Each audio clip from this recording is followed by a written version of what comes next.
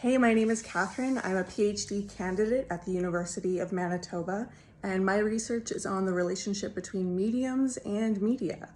I study 20th century psychical research, which is the scientific study of mediums, and the way that these researchers used technologies like photography to study a particular phenomenon known as teleplasm. Let me show you. Teleplasm, aka ectoplasm, is a mysterious substance that allegedly oozes from the orifices of entranced mediums during seances.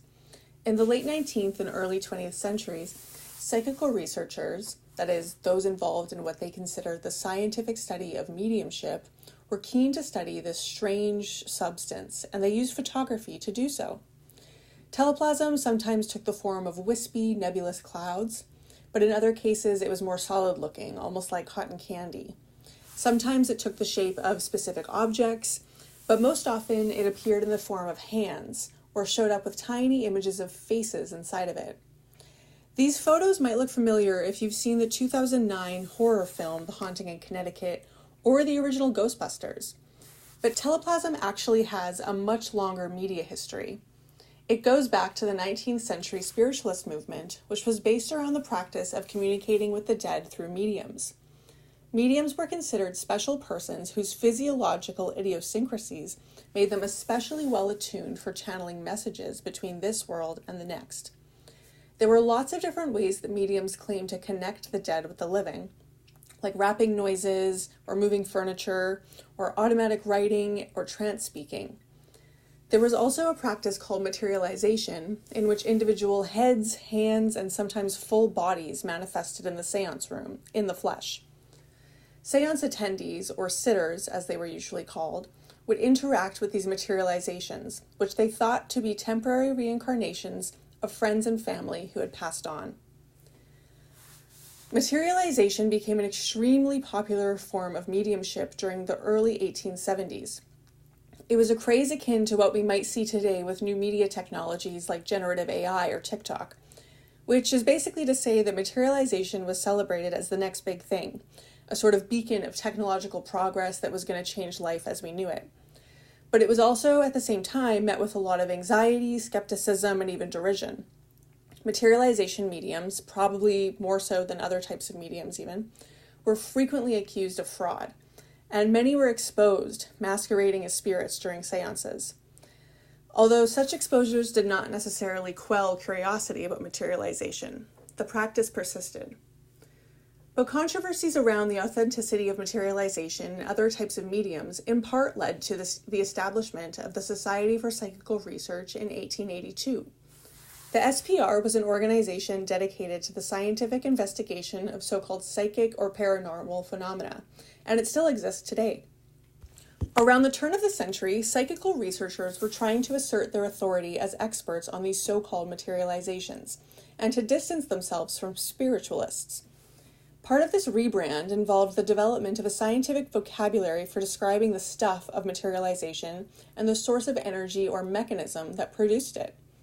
Between the late 1890s or so and up until the late 1940s-ish, terms like ideoplasm, psychoplasm, teleplasm, and ectoplasm were proposed by psychical researchers in their efforts to explain the phenomenon of materialization.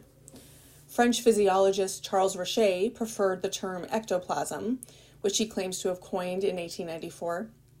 Really what he did was borrow the term from cell biology and apply it to his studies of psychic mediums. Other psychical researchers, like Thomas Glendenning Hamilton from my hometown of Winnipeg, Manitoba, and the German doctor Albert von Schrenck-Notzing, used the term teleplasm, which, as scholar of communication media studies John Durham Peters points out, it basically means flesh at a distance, kind of like how television means literally seeing at a distance. These different terms hint at subtle but important differences in how psychical researchers theorize the phenomenon of materialization. Many psychical researchers thought that teleplasm was caused by a previously unknown psychic force that ultimately issued from the medium.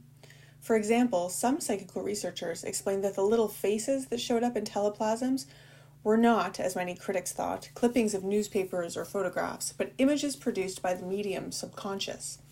Others, like Hamilton and his co-researcher/wife Lillian, thought that teleplasm was the result of disembodied intelligences using the body of the medium as a way to communicate from an immaterial plane of existence.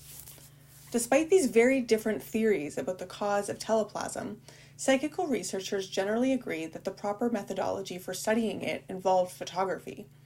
Photography was essential to studying teleplasm because the substance could only be produced in darkened rooms. Psychical researchers thought that light interfered with the production of teleplasm, similar to how exposing film to too much light for too long will ruin it. But this posed a serious problem for studying teleplasm. How can you empirically observe something in the dark? The answer they came up with was to use flash photography, which was invented around the turn of the century. Psychical researchers were early adopters of this new technology. In the case of the Hamiltons, the way they would typically use photography in their experiments was to position cameras in the seance room, pointed at the medium or wherever the teleplasm was supposed to appear. This involved closely coordinating with the transpersonalities, or spirits, that the mediums were channeling. Then, during the seance, the medium would produce a teleplasm in the dark, and at the moment of its peak manifestation, the transpersonality would give them a cue to fire the camera. Flash photography works by creating a very bright, quick light to illuminate a subject so that the film can be exposed to capture an image.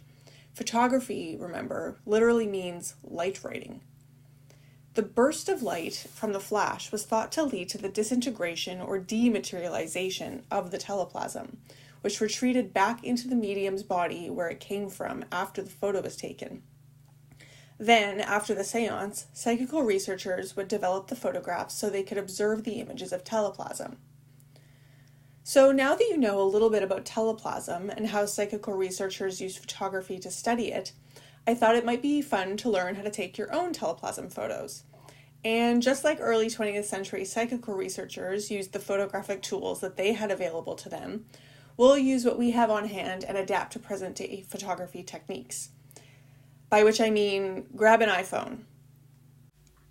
The first thing you're going to do is open your iPhone's camera app, make sure that the live setting is on, and then you're going to go into the other settings and put the timer on for 10 seconds.